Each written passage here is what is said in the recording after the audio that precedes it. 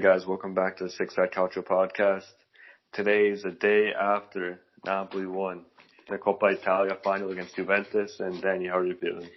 Oh my God, I'm still not over it. I probably won't be over it for a while now because after the poor season Napoli was having, and especially like what's been going on in the world, and which as well for me, I have a few personal issues to take care of.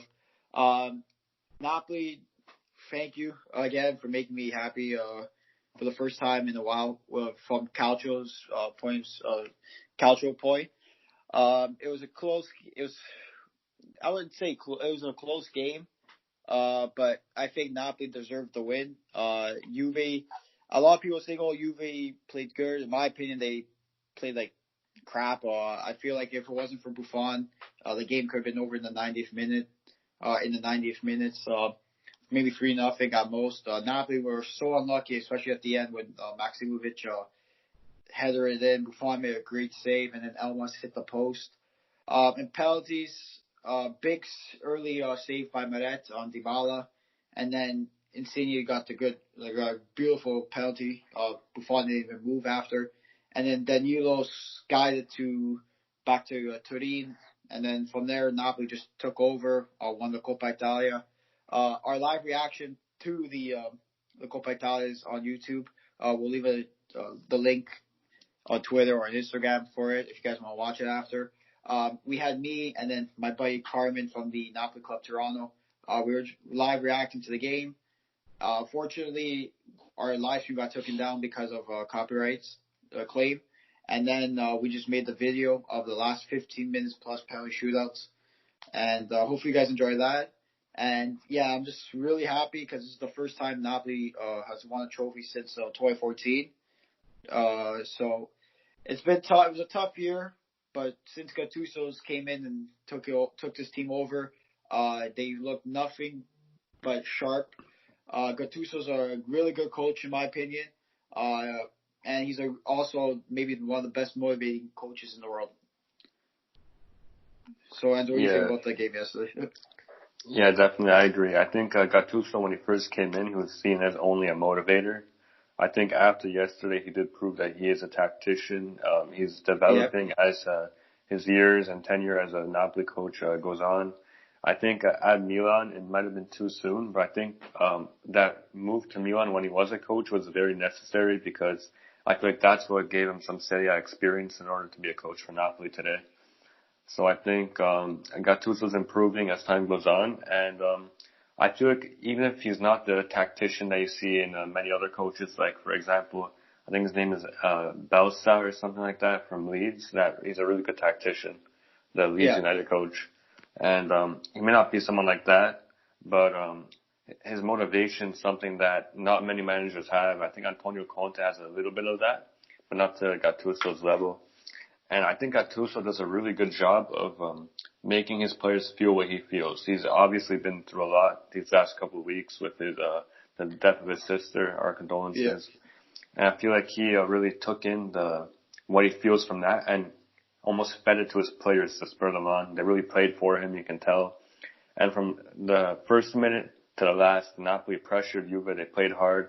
They sat back when they had to, and they attacked and burst, which I think Gattuso's been doing a really good job of with handling Napoli's lineup, because I can see that ever since Gattuso's came, you don't see the same Sarri ball where they pass it around, tiki-taka, this, hold that. The possession, yeah. Yeah, but they do at certain points in the game, they sit back, and they just absorb, and then they burst out quick. And I think he's done a really good job of that because you can't have a team pressure for 90 minutes straight. That's just something that can't happen.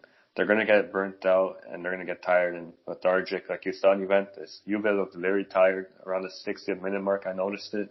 As Danny mentioned, we were live and I brought it up. I said to Francesco, yeah, by the way, Joe and Francesco will not be joining us today. It has nothing to do with the loss, actually. Francesco is very busy today, and Joe, I'm not sure what he's doing, but I think he has work today, I'm pretty sure. Yeah. So, yeah, I mentioned it on the stream to Francesco. I'm like, yeah, Juve looks very lethargic right now. They're moving very slow, and they're not. One of the ones that really looked explosive to me were Sandro and Douglas Costa. I think they played well for Juve. I feel like Dybala, was not.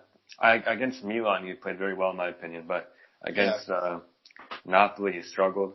Ronaldo was absolutely quiet, and people sometimes they say, "Oh, you put too much pressure on Ronaldo," but when you pay somebody 30 million a season, they need to perform, and especially in a match like that. I understand maybe a game against Atalanta or something. Ronaldo didn't show up. He is getting up there in age. He's what, 34, 33?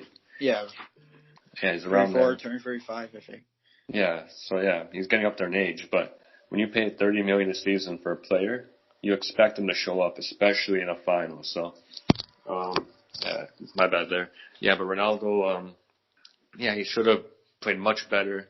And I think the only really thing he did was that in the first half, that shot on Meret, where Meret saved it. It wasn't too hard of a shot. And it was early on, too. It was like the third and fourth minute. Yeah, it was very early on. So that's all Ronaldo really provided that whole game, in my opinion. I think Napoli did a good job getting two guys on him to cut off the angles every time he tried cutting in. Yeah, I think Napoli, as the game went on, they were, the first few minutes, you could tell Juve were ready to play. They were hungry to come out. But then once, Napoli, just absorbed that pressure, and they were really well they were playing really well, pressuring. There was a lot of, the first half was a little bit questionable for off-ball movements. I wasn't too keen on a few off-ball movements, but as the game went on, Napoli settled in. They got their chances. Here, Buffon made a few, I think maybe two good saves in the first half, and then in the second half he just stole the show as well. For me, I think Napoli defended, you said best. They defended Ronaldo really well. Every time he would have the ball, they would have, say, Di Lorenzo and Maximovic on him. The cutoff, when he cuts in, and they would force him to pass it all wide. And there was a few chances that Juve had that, Meret came to the rescue as well. Maybe, say, 2 or 3 good chances. And then where Meret came out, claimed the ball well, made a nice save on Ronaldo, and he claimed another one, I think, off Ronaldo's foot as well. So I give now, and that all has to do with Gattuso's tactics, because he's a good defensive coach, and you could tell once he took over this team, they became more defensive, and they didn't attack, and they still can attack as well. So yeah, so this is my opinion. I think Napoli played a really well defensive game, and that's probably one reason why it helped them win the Coppa Italia. Yeah, definitely. And you can see before Gattuso came in, I'm sure, Dan, you agree with me, Napoli's biggest issue was their defense. Yeah. Before Gattuso came in. Going into the season, people thought, Manolas, Koulibaly, that would be some huge dynamic duel. Yeah. You're wow, best defense in the state, yeah. And to be honest, between Manolas and Di Lorenzo is the one that really stood out for Napoli. Mm-hmm. I think, obviously, the guys expect him to do well, because I believe Empoli, he was at Empoli, yeah. Yeah. He did really well last season. And between him and Manolas, they're Manolas is going to be he has experience, Champions League, this, that. But Di Lorenzo was really the one that came in and made a difference for Napoli, and he's been consistent. I can't really pinpoint a game where he was had a bad game, if you know what I mean. There's been a few questionable games, but that was before Gattuso took over, and even he tries his best, and that's one thing I like about him as well. He works hard, yeah. Yeah, he works hard. He, for me, I feel he's more defensive now, because at Empoli he used to play as he used to push up, create chances. I think now he creates a few chances a game, but he's more defensive now than he was at Empoli. And I really like the way he plays, because he can get there quick, cut off the passing. He's good with the ball as well. He can pass as well. I feel he's the right back that Napoli were looking for since Maggio left. And I feel he's, in my opinion, he's way better than what Hughes had provided for the last few years. And I really like the signing of Di Lorenzo, and it was a cheap signing too. It wasn't too expensive. I think it was only 12. I want to say 10 to 12 million. I think it was maybe 8 if. Yeah, something around there. I think definitely it was a huge signing, and it's helped Napoli a lot. What were your opinions on Demme? Because he's been good ever since. Yeah, for me, even our midfield yesterday too I liked the way our midfield played. They controlled the play. They they collected the ball well from our center backs when we needed them to. For me, I feel Demme, when he came in, he change the midfields for good. And he's a Gattuso guy too, because Gattuso even said like in an interview that he was trying to sign Demi for Milan when he was coaching at the time, and Leipzig didn't want to sell him because he was an important player to their team. But I guess now, like since he plays a little bit he played a little bit at Leipzig, and once he came into Napoli, he fit in the role well. He's a tough guy. He's not the biggest guy, but he's a tough player to play against. He can control the midfield, calm the player down, collect the ball from like Koulibaly, Maximovic, who also was playing really well at the time, who's also playing really well since Soccer's came back. I really like Demi.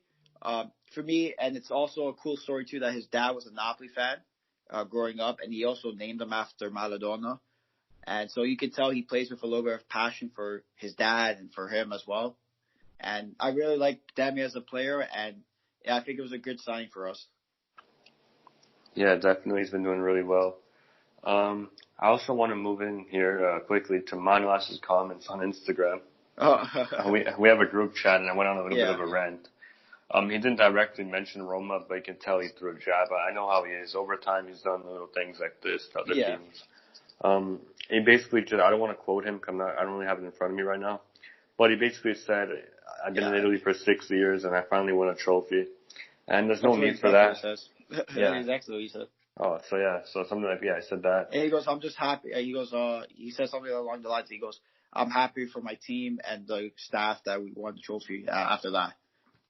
And there's no need to he's clearly mentioning us. I understand, okay, he's played for Roma, he's played for Milan, he's played for Genoa, like a few teams in Italy. Then okay, maybe it's not a jab directly at us. But for him to say, oh, I've been in Italy for 6 years and I finally won a trophy, you need to pipe down. You've been on the bench. You're always injured. You came in as this Koulibaly's partner in crime, this, that. He's done nothing. I'll just get injured every 5 minutes. So Manolas needs to relax. And that really pissed me off because the fans gave Manolas so much. And for him to just come out and say that, it's a dagger to the heart. I don't know why he has to mention that. I really respected him as a guy. As a player, I was never the biggest fan of him because he loses the ball a lot. He misplaces a lot of passes. And he's very, I'll be honest, he's horrendous defending side to side. So Manolas isn't really a player I like, but as a person, I always respected him. He yells, he's passionate. You can see yesterday during the game he was yelling more than Sadi, actually. Yeah. So I always liked him as a person, but after that, I've lost all respect for him, and I'm done. If you win a trophy, say, okay, thank you, and Napoli fans, that's right. Whatever, but you don't have to mention that just pissed me off, honestly. Yeah, what do you think about what he said? For me, I think I get what he was trying to say. I honestly do. I think he was trying for me, I feel like it was kind of like a jab at Roma. For me, and I would change, like if I was him, I would change the way I said it so it's not like a jab and people can understand like what he's trying to say. For me, I don't mind him posting about winning a trophy at all because he's happy. It's in the moment. I'm all in for it. Yeah. But the comment he made was, for me, I don't like that as a soccer fan, and especially because I don't like when players say leave my team, they go to another team, and say they win the trophy. And if I saw that too, I'd be kind of pissed off as well, which I was when I saw Higuain do that to when he won the Scudetto with Juve and kind of threw shots at like Napoli too. But I'm not gonna get into that as well. So you have every right to be pissed off and stuff. For me, I'm not going to defend Manolas because he's on Napoli because I know what's right and what's wrong. I like Manolas as a player, and I respect him because he's played for my team. But if he leaves in the next few years, whatever, I'm not going to really care because it's not like, for me, I don't think he's done enough to change Napoli right now because, again, he's always been injured. And for me, I feel like the only one I would care if he did that to was probably Koulibaly. Because for me, Koulibaly's been here since the start. He's been here, I think, since 2012, 2013. So it's been a few years he's been at Napoli. And for me, Manolas' comments were unnecessary. And I feel like if he can go back in time, I feel like I hope he would think about changing the comment, the caption, but I guess it's too late now. And yeah, I think it was just a bad comment to say. Yeah, it was really bad to say. And it's annoying too because you see players that get kicked out, like Nangolan, for example. He was a player that basically got kicked out of Roma. because he wasn't up to standard at the time. I'll be honest. I Yeah. love Raja as a person and as a player as well, but it was getting to the point where he's just diminishing as a player, and there's no need for him on the team. I don't know. For me, I don't know. Like, say, like for example, like if the player left on bad terms and then he did that, I would be really, really pissed off. He did that, like, because it's not the club's fault that you were acting like an idiot. Say if like Raja did that to Roma, I think you would be pissed off as well, because it's not like Roma kicked you out. They said, okay, you have to leave. You did to yourself. Like, you were acting like an idiot, and that's why you left. For Manolas, especially because, like you said best, that they made him who he is today, and he had a good reputation because he scored the goal against Barcelona, which took Roma to the semifinals, which was, I think, their first ever semifinals in the Champions League. Yeah. Yeah. And so Might have been a second. First or second, like, it doesn't happen often for Roma, say, but right there you have the hearts of most Roma fans, and then you go off and saying that. Like, for me, yeah, it would piss me off too. But at the end of the day, like, soccer players say a lot of stupid stuff as well. And I'm gonna be honest too, there's a lot of questionable things I see on social media and what they do and stuff. And at the end of the day, if Roma end up finish, like, say they win the Scudetto, like, in the next few years, then you'll see a lot of fans throwing shots at Manolas, and it's just going to be a back and forth battle.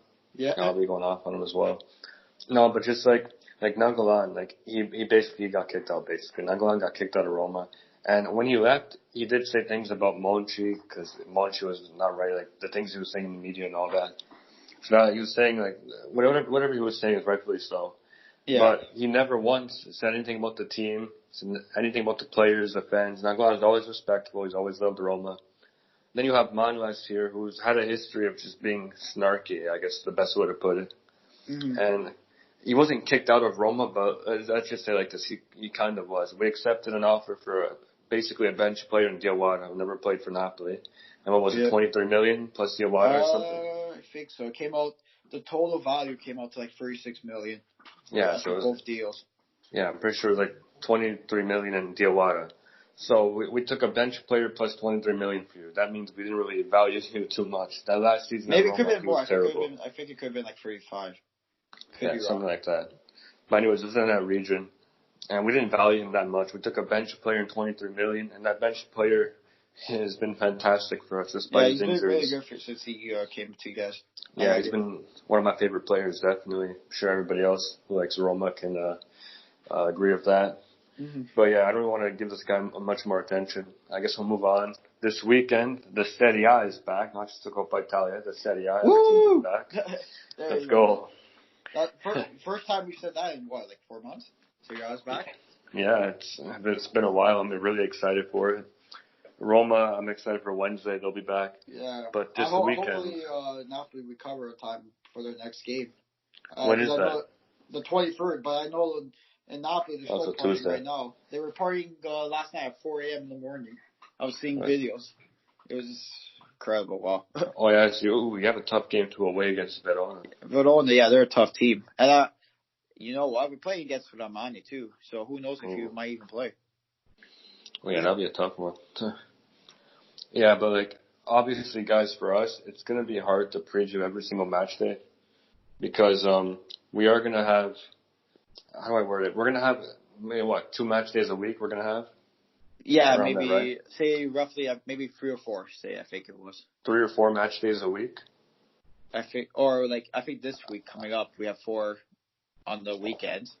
Well, like, not like actual games, like match day 26, 27, 28, like that. It's going to be like every 3 or 4 days. Yeah, so I think we're going to have like 2 or 3 match days a week, but like every day there's going to be games. And it's going to be hard to preview every single one because there's such a short period of time. And we'll tend to a podcast every day, so we're going to aim for maybe 1 or 2 podcasts a week. So, it's going to be hard, but we're going to make sure we get over like the topic of all the big games and all that. Mm-hmm. Like, if there's a game like Lecce and Padma, it'll be hard for us to go into like depth on that one for 10 minutes. Yeah, so we have a lot of stuff to get to. So quick predictions for the games, probably. Yeah. So for this weekend, which is preview Saturday and Sunday. Yeah. We got Saturday. We got Torino, Parma, and Verona, Cagliari. Those are two good games actually. Yeah, very Even good. that Verona Cagliari game is interesting as well because Verona they got to play Napoli and then they're also battling for I figure Europa League spot as well. Yeah, and something else I realized that Giovanni Simeone hasn't scored an away goal since the third match day. So I think the last goal. I think he scored against Napoli. an away goal? Yeah. Really? So maybe I might have been. Yeah, I think I remember that now that I'm thinking about it. Yeah, I remember he scored against. I think it was pretty sure it was João Pedro. I'll double check. I'm not even sure. Yeah, but yeah, he hasn't scored since the third match day, and he's someone who they brought in hoping for him to produce a lot because he is a decent striker. I know Dan, you like him. Oh, I like him a lot. Yep, he did score. Oh no, sorry, it was Castro that scored against. Castro. Yeah, but yeah, I like Simeone a lot. I like him a lot. I like his. Yeah, I like his intensity. I just I don't know. This season hasn't gone the way he expected it to go, at least away from home. So we'll see if he can break that. But yeah, what game are you looking most forward to on Saturday between the two? For me, I'm gonna be more interested in the Cagliari versus Verona game. Because I want to see how Verona plays coming off I want to call it the break. I'm gonna call it a break. And they're also because it's gonna be a good game too because Cagliari they've been really dipping in form. So let's see how they come off the break. And also Verona, if they win, they pass Milan and they're only 1 point behind Napoli for the sixth and final Europa League spot. So it's gonna be an interesting game, yeah. So I'll probably keep my eyes mostly on that game, and the Torino game I'll watch as well because it's Serie A, so I want to watch as much Serie A as possible, especially now since it's gonna be like every few days, so it's gonna be good to watch. It's gonna be fun. I got something to look forward to now. Yeah, I'm very excited. And it's kind of weird how in the first three matches back, if you're counting Coppa Italia matches, there's only been 2 goals. Yeah. And they're both in Napoli Inter. So in 3 games, there's been 2 goals. So I don't know if the attack is rusty or if most teams are just sitting back or I don't know what it is. But I think there's a different style between a cup game, which is because they were both one and done games. Yeah, that's very true. And then against the league, because the league you can adjust every weekend because you have every few days to adjust. And while the cup game, say if you make a mistake, then other teams are going to capitalize on that and then take advantage, and then next thing you know, you're out of the cup. Yeah, that's true. Yeah, definitely. But yeah, I just think obviously it's hard for us to make our prediction because we haven't seen these teams play in 3 months. So yeah, there's no really momentum or form or singular player performances we can really look at. So except for maybe Inter, Milan, and Napoli. So yeah, I feel like teams like Juve, Napoli, Inter, and then even also Milan, they have a slight advantage because they've played the games, and so they're even especially Napoli and Juve because they played 2 games already behind closed doors, and they also got their legs going as well. Yeah, they know how the feeling is, the atmosphere. Yeah, I know Spinazzola brought it up on Instagram Live yesterday. He said it's going to be weird playing without fans, so a lot of teams will be in shock. I'm guessing the first half, but I think they'll grow into the game. Yeah, for me, I don't find it weird at all. As a fan watching on TV, for me, I feel like it's watching the games now. It's normal because maybe because I'm not focused on the fans, I'm just focused on the game. And I feel like players now can. There's not going to be say when when a player falls and you have the whole crowd going, hey ref, where's the foul? Now I feel like the games are going to be more based off fouls and calls and stuff the fans reacting and stuff. Yeah, I think definitely that the fans won't be influencing all these calls before. If someone goes down, the ref hears a big roar, let me check out the VAR or else they're all going to boo me. So I guess that's a good thing. But getting into the Torino Parma game, like I said, there's not much to go based off of, but I feel I don't know, I know Torino was having a really poor season. They started off very well this year and they dipped down a lot. Mm-hmm. Parma's been good. I'm going to say Parma's going to win this one. I don't really have a score though. You know what? I guess say maybe it's 0-0 draw because 0-0 draw? Yeah, because the first game back in the Premier League and the first game back in Serie A, they both ended in the Coppa Italia. They both ended 0-0. So maybe I'm gonna go with the safe thing. I'm gonna go with the safe thing 0-0. And then Verona Cagliari, I'm gonna say 3-1 Verona. I just have a feeling they're gonna. I'm gonna say maybe I'm gonna say 2-0 Verona. Maybe, you know what? I'll give it 2-1. 2-1 Verona. Yeah, and Verona's been really good this season. Their defense has been a huge plus. They've been good. I'm pretty sure, like, stat-wise and stuff, like, not honestly not player-wise, but, like, stat-wise and the way they've been performing, they have the best defense in the league. Verona. Statistically, yeah. Yeah, they've been really good. Georgios is doing a phenomenal job. Yeah, fantastic. So, yeah, that's another thing to mention. Verona's been really good. Now, moving on to Sunday, we got two good matches again. Atalanta Sassuolo and Inter Sampdoria. I think Atalanta Sassuolo, I'm really interested to see Atalanta because they were in great form before this whole break and pandemic. Yeah. So I'd really like to see how they are now. That's a game I'm looking forward to a lot. How about you? Yeah. Same thing here with Atalanta and Sassuolo. I feel like this game could be a goal fest because they both have really good attacks, but their defense are not the greatest. I know Sassuolo, like, stat-wise, they don't have, like, the best attack, but they have a good enough attack to make teams pay. It's just their defense, again, it's not the greatest. I think this game can end maybe 3-2 Atalanta. Well, that'd be a really good scoreline if the game were to end like that. Not for Roma, but we need Atalanta to lose. Yeah, no, I think we need entertainment-wise, to lose as well. I mean, we need you guys to lose as well. Oh, wow. Well, yeah, because we're like 9 points behind. Touche. But yeah, that'll be a good game. Inter Sampdoria, I think Inter really, really, like, not only do they have to win, I think they need to, like, put on a, like, performance, like 2 or 3-0. They need to make a statement here, in my opinion. Yeah, I agree. I think if they lose this game, I think it's night Scudetto. They're already, I think, a bit deflated from the tie. I want to say the tie to Napoli and the loss of the Coppa Italia in the semis. Maybe has a, what's the word I'm looking for? Like, this got potential to be an upset in this game, in my opinion. But I think Inter will prevail, and I think it's gonna be like a 2-0 win. Nothing win. I agree. I think it'll be, I'll say 2-0 as well. I feel like it'll be 2-0. I think the match will start off very defensive from Sampdoria. And I think once Inter scores their first goal, they'll open up a little bit more and they'll get another one. Yeah.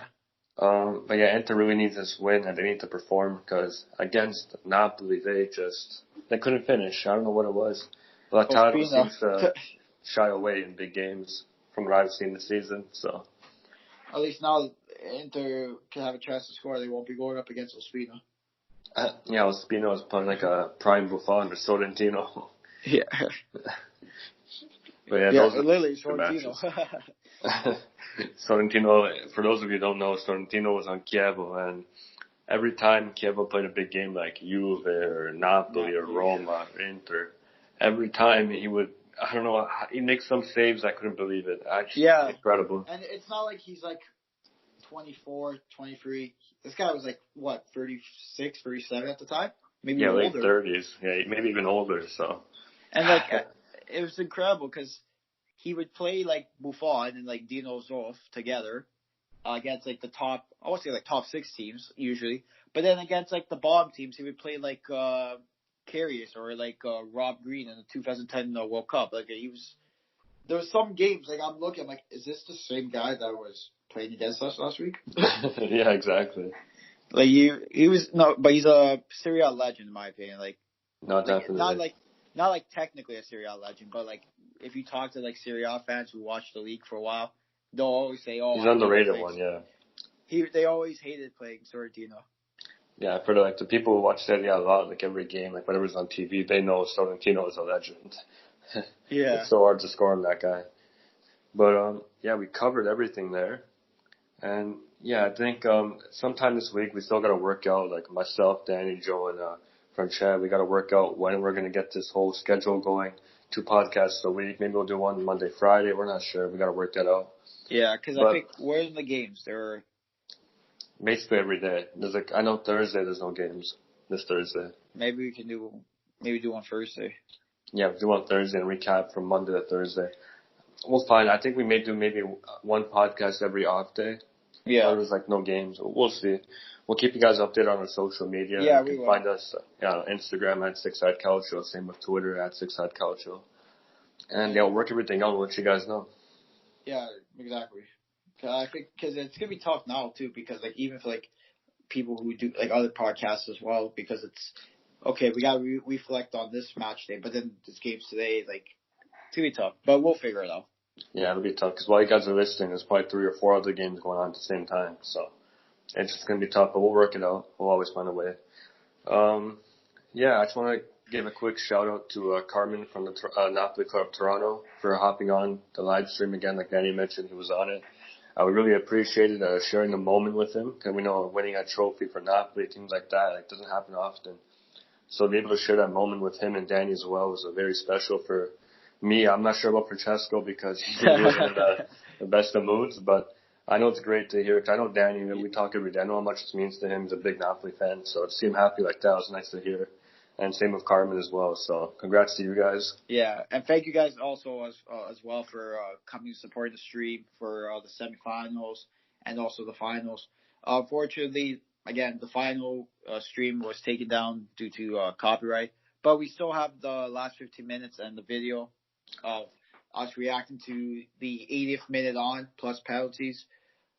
We just want to say thank you guys again for, and also thank you guys for donating as well when we did the Project Coppa stream.